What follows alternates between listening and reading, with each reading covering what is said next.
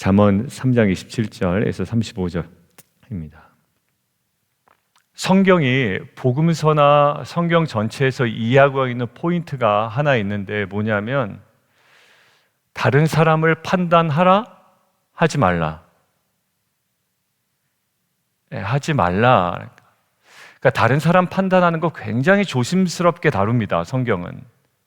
예수님께서도 심지어 뭐라고 하셨냐면 내 눈에 있는 들보를 먼저 빼지 남의 사람 눈에 있는 그 조그마한 티 빼려고 먼저 하지 마라, 이 얘기를 하죠.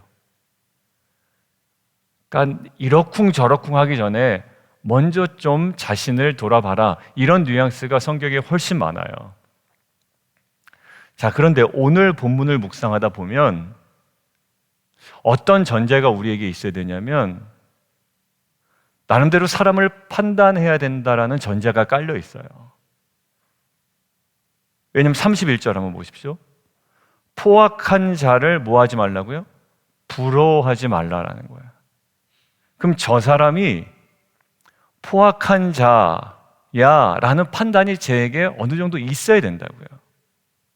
그렇지 않으면 어디에 그냥 확 사로잡히게 되냐면 그 사람이 발휘하고 있는 세상의 영향력이나 말빨이나 돈이나 가지고 있는 세속적인 것으로 인하여 오히려 뭐 하게 된다요? 부러워하게 되죠. 그러니까 성경은 계속 우리에게 남을 판단하는 것에 대해서 굉장히 조심스럽게 다가오지만 때로는 우리는 선명하게 분별은 할 수 있어야 된다라고 우리에게 도전합니다. 그런 긴장 관계 속에 오늘 본문을 하나하나 열어보는 것이 저는 조심스럽고 또 굉장히 의미 있는 묵상이라고 생각이 됩니다. 그러고 나서 보니까 포악한 자야 라는 판단이 있어야 그 사람이 갖고 있는 헛된 영향력에 내가 마음 두지 않을 수가 있잖아요. 뒤에 보세요. 32절. 패역한 자. 그러니까 내가 최소한 저 사람은 패역한 자야, 아니면 이런 행동은 패역한 행동이야 라는 기준이 있어야 된다라고요. 자, 33절. 악인의 집에는 여호와의 저주가 있대요. 그리고 의인의 집에는 복이 있대요. 대조가 되죠. 그러니까 이 대조가 되는 분명한 기준이 있을 것이고 판단할 수 있는 분별이 저희에게 있어야 된다는 거예요. 32절, 아까 패역한 자 얘기했지만 대조되는 게 누구죠? 정직한 자. 패역한 자는요, 길을 굽게 만드는 자예요. 여러분들 관계 딱 사이에 들어가서 이간질하는 사람 많죠? 뒤에서 막 이야기해서 막 선동하죠. 괴벨스처럼. 여러분들 히틀러의 아주 1등 공신이 괴벨스였습니다. 선동. 굽게 하는 거예요. 근데 정직한 자는 뭐냐면 의미가 예샤림이라는 히브리어인데 이게 어디서 왔냐면 야샤르라는 단어에서 왔는데 이게 뭐냐면 곧게 하다라는 거예요. 곧게 하다. 곧게 하는 자와 굽게 하는 자의 차이죠. 그거에 대한 분별입니다. 33절 악인과 의인에 대한 분별. 34절 거만한 자와 겸손한 자에 대한 분별이 있어야 이게 사실 적용이 되는 겁니다. 35절 어떻게 구별이 되나요? 누구와 누구예요? 지혜로운 자와 미련한 자. 자, 아까 서두에 이야기한 것처럼 성경은 우리에게 남을 판단하지 마, 내 눈에 있는 들보를 먼저 보지 다른 사람에 있는 티를 먼저 보면 안 돼 라고 이야기를 하고 있지만, 늘 그것에 대해서 경계하고 있고 조심스럽게 다가오라고 이야기하고 있지만, 오늘은 실제적인 이 말씀이 내 삶 가운데 적용되기 위해서 먼저 부정적 의미에서의 판단이 아니라 긍정적 의미에서의 분별이 있어야 이것이 제대로 적용이 된단 말이에요. 그러면 패역한 자와 정직한 자, 악인과 의인, 거만한 자와 겸손한 자, 지혜로운 자와 미련한 자, 이것의 기준에 가장 우리에게 지금 도전하고 있는 본문의 메시지는 뭘까요?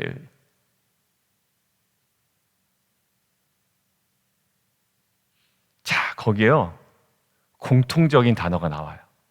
어떤 단어가 있습니까? 32절, 33절, 34절에 대명사로 표현된 그 무엇인가가 나오죠. 뭘까요? 제가 질문을 던진 이유는 여러분들이 스스로 한번 찾아보도록 하기 위함입니다. 뭐가 있습니까?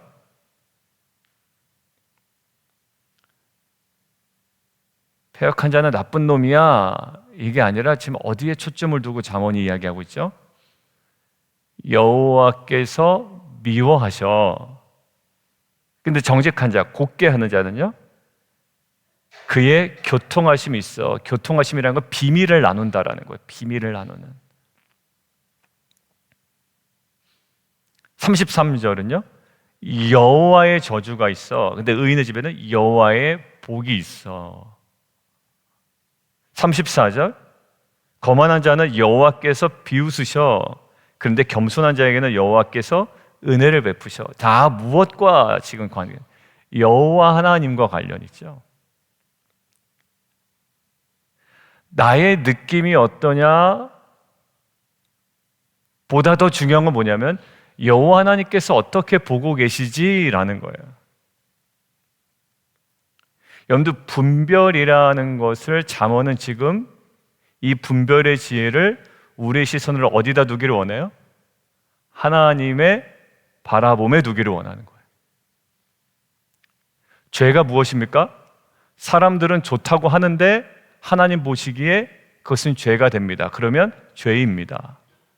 아무리 애굽 땅이 좋아 보여도 애굽에서 하나님께서 나오기를 원하시면 더 이상 애굽은 우리가 미련두어야 할 곳이 아닙니다. 여기서도 마찬가지예요. 포악한 자를 부러워하지 말며 하고 두 가지를 딱 대비됩니다. 그것이 아무리 좋아 보여도 부러워하지 말라. 어떤 행위도 따르지 말라. 그러면서 두 인물들을 계속 대비하는데 그게 뭐냐? 여호와 하나님의 그 관점이 기준이 돼요. 이것들을 내 마음대로 판단하는 것이 아니라 영적으로 분별하라라는 거예요. 포악한 자를 부러워하지 말라라고 하니까 여러분들 딱 떠오르는 그 문구가 있지 않으세요? 그래서 저도 인터넷 쳐봤습니다. 그랬더니 잠언 24장에 나오더라고요. 뒤에 나오겠지만 너는 악인의 형통함을 뭐 하지 말라? 악인의 형통함을 뭐 하지 말라? 부러워하지 말라.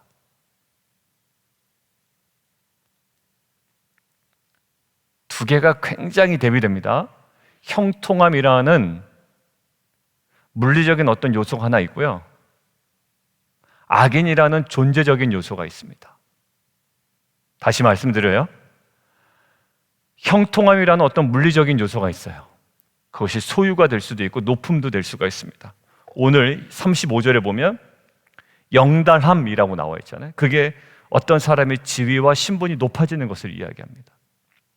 그 신분이 높아지는 것이건 소유의 풍요로움이건 어떤 물리적인 요소가 있죠. 근데 지금 무엇이 대비됩니까? 그 사람의 존재됨이 대비되고 있어요. 형통함 자체가 나쁜 것이 아니라 악인의 형통함이에요. 우리는 최소 분별은 하지 않아요. 저 사람 형통하니 하나님께서 은혜 주셨다라는 맹목적인 관점이 아니라, 왜? 뭐 잘 살고 부자 같고 뭐 세상에서 높은 자리에 오르고 좀 영향력이 있고 그러면 그 사람 믿음이 다 좋다고 얘기합니다. 그리고 자기 믿음이 있다고 얘기할 거예요. 그런데 분별은 필요하다라는 거예요.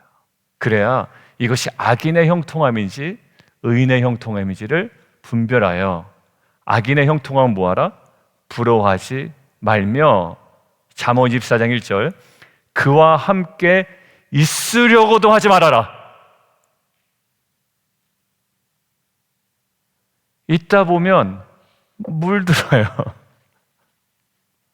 엉뚱한 이야기 한다고요. 있으려고도 하지 말아라. 마치 뭐 취급합니까? 끔찍한 죄를 다루는 듯 우리에게 이야기를 합니다. 그들의 마음은 강포를 품고 그들의 입술은 재앙을 말함이니라. 여러분들, 이것들이 우리의 어떤 주관적인 판단이 아니라 계속 오늘 잠언에서 도전하는 것처럼 악인의 형통함이라고 하고 뒤에 나오는 대비, 패역한 자와 정직한 자, 악인과 의인, 거만한 자와 겸손한 자와 지혜로운 자와 미련한 자의 기준이 하나님의 관점이었다. 여러분들, 이 하나님의 관점이 어떻게 우리에게 회복이 될까요? 그러면 그래, 하나님 관점이 중요해라고 하는데 그 열쇠가 저는 시편 1편에 있다고 생각이 듭니다. 복 있는 사람은 정말 복 있는 사람보다 돈 많은 사람이야 라고 이야기하면 너무 세상 사람들도 이해할 거야. 복 있는 사람은 돈 많은 사람이야. 복 있는 사람은 집이 큰 사람이야. 복 있는 사람은 높은 자리에 오르는 사람이야. 복 있는 사람은 공부를 많이 한 사람이야. 근데 복 있는 사람은 뭐죠? 악인의 꾀를 쫓지 아니한, 죄인의 길에 서지 아니하고 오만한 자의 자리에 앉지 아니하는 자. 그것으로 끝나나요? 아니요. 그것이 가능하게 되는 중요한 자리가 있어요. 오직 여호와의 율법을 주야로 묵상하며 즐거워하는 거예요. 그 안에 즐거움을 찾을 때 마치 참 감람나무의 뿌리에서 진액이 이 돌 감람나무를 먹여 살리는 것처럼 시냇가에 심겨온 나무 같은 우리의 인생이 그 시냇가의 그 물의 그 수액의 진액을 빨아들여 우리가 진정한 복된 자의 인생을 살아갈 수 있을 줄 믿습니다. 근데 시편 1편에 뭐라죠? 악인은 그렇지 않으며, 악인은 그렇지 않으며 어떤 자예요? 바람에 나는 겨와 같도다. 왜요? 악인의 형통을 부러워하니까 그 앞에서 굽신거리고 보조 맞추고 그것을 따라가고 오늘 이야기한 대로 부러워하며. 여러분들, 그 참된 진리가 우리 안에 역사하는 귀한 공동체가 되기를 원합니다. 그리고 이 진리의 말씀이, 그리고 이 하나님의 음성이, 또 하나님의 그 도전이 우리의 그 시선을 세상의 주관적 판단으로 하는 우리의 편견이 아니라 하나님의 그 거룩한 영적인 분별력이 저와 여러분에게 회복되는 귀한 은혜가 있기를 주님의 이름으로 축원합니다. 여러분들, 이러한 그 분별력 중요해요. 제가 성도님들이랑 얘기할 때도 좀 그렇게 맹목적으로 따라가지 마십시오 라고 이야기할 때가 있습니다. 흔들리지 마십시오. 왜? 어디가? 하나님의 말씀이 정말 우리의 깊은 뿌리내림의 근거지가 되어야 되기 때문에 바람에 나는 겨와 같은 인생이 안 되기를 원하고요. 이제 정직한 자와 의인과 겸손한 자와 지혜로운 자에게 주시는 교통하심과 복과 은혜와 영광의 기업이 정말 여러분들과 저에게 정말 충만하게 누려지는 인생 되기를 원합니다. 믿어도 아무것도 아니네. 어제 제가 책을 읽다가 서문에 있는데요, 믿어도 아무것도 아니고 신앙생활한 것도 아무것도 아니다. 핵심이 뭐냐면 그렇게 살지도 못했으면서 그 얘기를 한다라는 거예요. 그렇게 살지도 못했으면서 뭘 믿는다고 얘기하죠? 교회에 나온 거 가지고 뭐 변하지 않았냐, 그런다는 거예요. 근데 그렇게 살지도 못했으면서 뭘 교회에 나와도 별거 아니라고 이야기하는지 도대체 모르겠다. 이분이 이제 쓴 거예요. 도대체 모르겠다. 여러분들, 이 분별력이, 그리고 우리의 발걸음을 멈추게 하고 때로는 걸어가게 하고 새롭게 하는 그냥 능력이 되기를 원합니다. 자, 두 번째는요, 오늘 좀 특이한 본문이, 그 형식이 있죠. 잠언은 쉽다라는 편견을 조금은 내려놓자, 그리고 좀 주의 깊게 보자라고 이야기했습니다. 오늘 영어 성경으로 딱 보니까 눈에 들어오는 하나의 형식이 있습니다. 한번 보실까요? 제가 질문 던지는 건 보시라고 질문 던지는 거예요? 예. 영어 성경 한번 보시죠. 어떤 형식의 특징이 있나요? 그렇죠. 네. Do not. 28절 do not. 29절 do not. 30절 do not. 31절 do not. 그리고 그것에 대한 근거를 먼저 저희가 얘기한 겁니다. 그 두 개를 대비하는 거예요. 계속. 그래서 지금 전반부에서 do not, do not, do not, do not. 그런가 보다 라고 했는데, 그런가 보다 하다가 묵상하다 하나 발견된 좀 특이한 점이 하나 있었어요. 27절. 뭘 do not이죠? withhold, do not withhold 아래.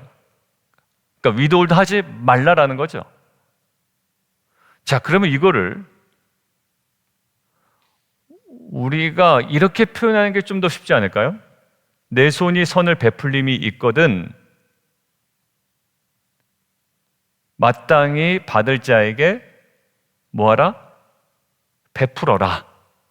그러죠? 이렇게 하면 되죠. 의미 전혀 지장이 없어요. 내 손이 선을 베풀림이 있거든 마땅히 받을 자에게 베풀어라. 이러면 되는데 오늘 성경 뭐라고 되어 있나요?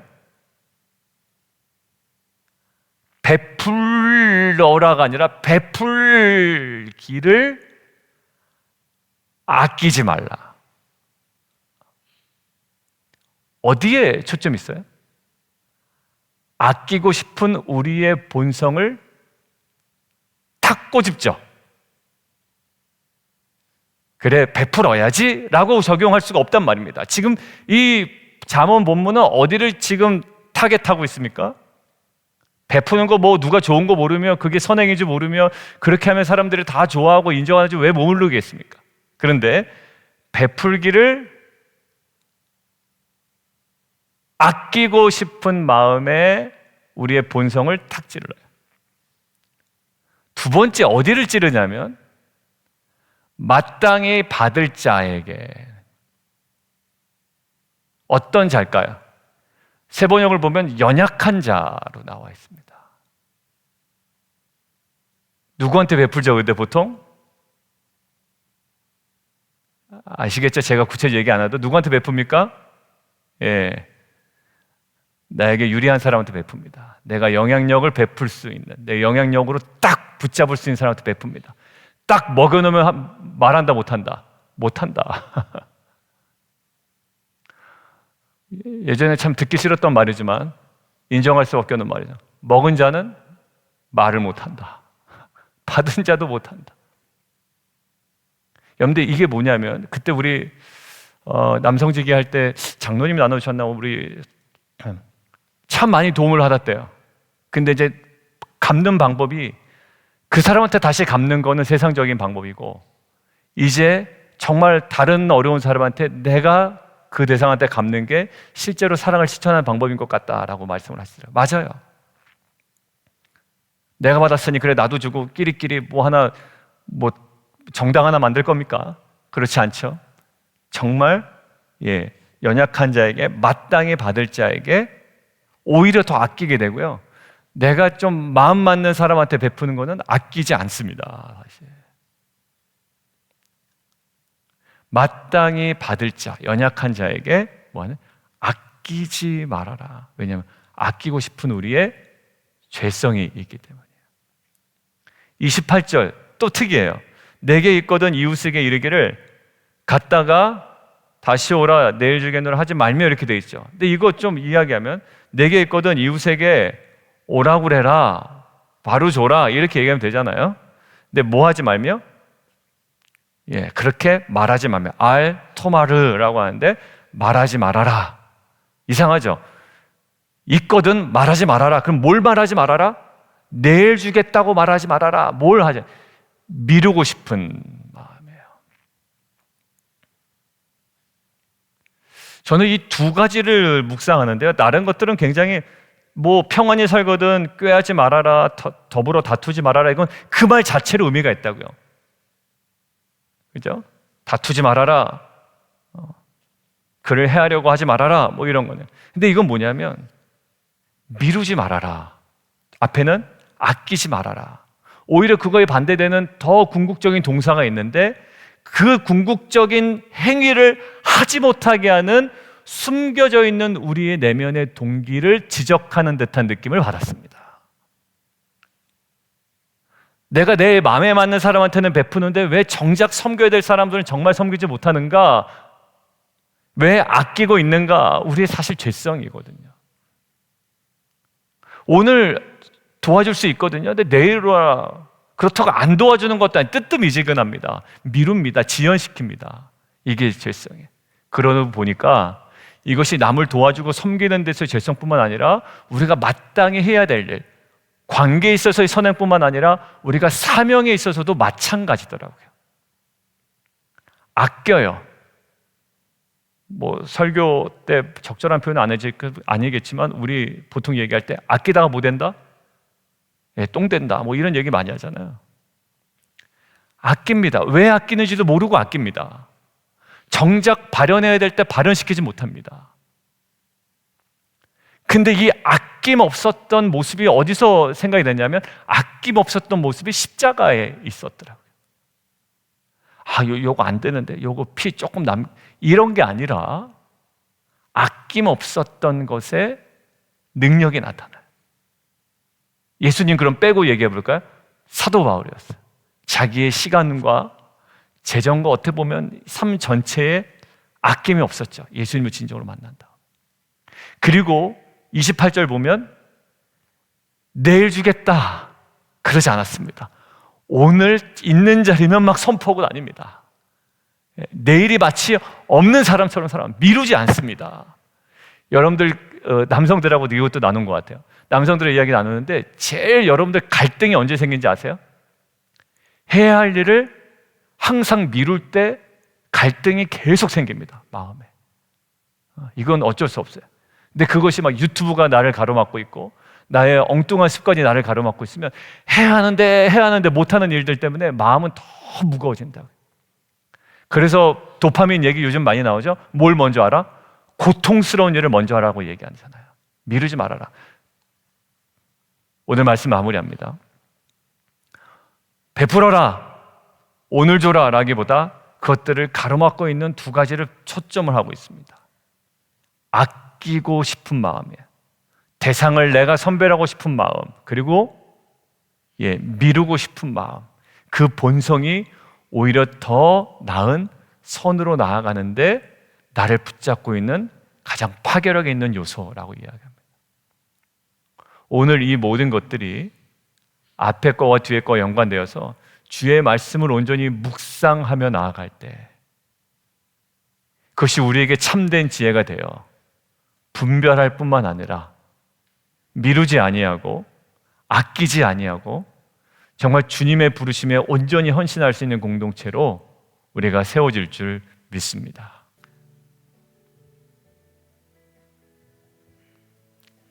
나에게 유리해서 의인이고 나한테 잘못해서 악인이 아닙니다.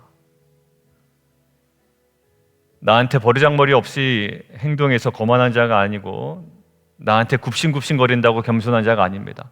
다 자기중심적으로 보면 저 사람은 겸손하대요. 왜냐하면 자기 앞에 와서 굽신거리니까. 그런 어떻게 자기중심적인 사고가 있겠습니까? 오늘 보면 거만한 자와 겸손한 자의 특징은 다 여호와 하나님의 관점이었어요. 그것이 어떻게 분별이 될까요? 그래야 포악한 자를 부러워하지 않고 악인의 형통을 부러워하지 않고 함께 있으려고도 하지 않을 겁니다. 그게 진정한 하나님의 그 진리의 말씀, 주야로 묵상하는 자로다. 시냇가에 심기운 나무처럼. 그렇지 않으면 바람에 나는 겨와 같은 인생이 된다는. 우리 안에 이 진리에 더욱더 뿌리를 깊이 내리고 흔들리지 않는 믿음의 거목으로 날마다 세워져 가는 귀한 은혜가 있게 도와주옵소서. 주관적 판단이 아니라 영적인 분별력으로 우리가 정말 견실하게 성장해 나가는, 살아가는 귀한 공동체 되기를 원합니다. 그리고 우리 내면에 있는 어떤 구체적인 선, 그 행위를 가로막고 있는 저 뿌리 깊은 우리의 죄된 본성을 하나님 보게 하셨어요. 미루고 싶고 아끼고 싶은 거예요. 내가 또 선별하고 싶고, 그러나 하나님 그것마저도 하나님의 관점을 우리 가운데 열어주셔서 이제 하나님 그 모든 것들을 가로막고 있는 죄대 본성이 우리 가운데 끊어지게 하시고, 아끼지 아니하셨던 주님, 미루지 아니하였던 사도 바울의 그 헌신이 우리 빛과 소금 공동체의 하나님 그 삶의 모습, 또 하나님 공동체의 하나님 정말 그 모든 태도가 되게 도와주옵소서. 우리 주님 이름 한 번 부르고 함께 기도합니다.